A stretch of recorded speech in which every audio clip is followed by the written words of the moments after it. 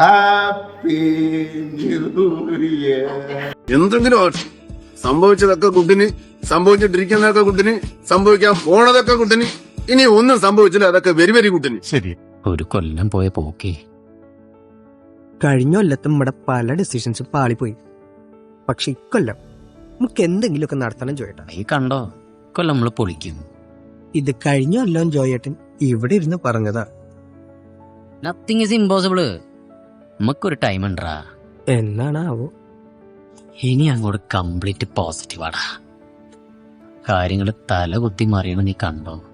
മറിഞ്ഞാ മതിയായിരുന്നു. Hello dears, wishing all a very very happy new year.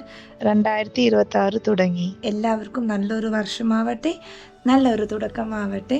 അപ്പോൾ ഈ 2026 നിങ്ങളുടെ റെസൊല്യൂഷൻ എന്താണെന്ന് അറിയിക്കണേ.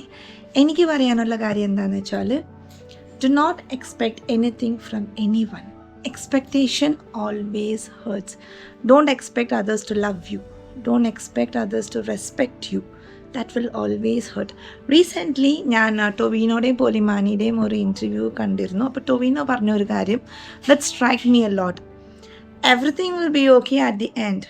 If everything is not okay, that's not the end. Believe in yourself. Everything will be okay and you guys will make it okay. Okay? Love you all. Bye.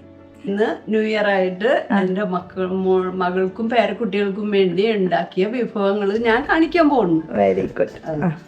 ഇത് ചോറ്,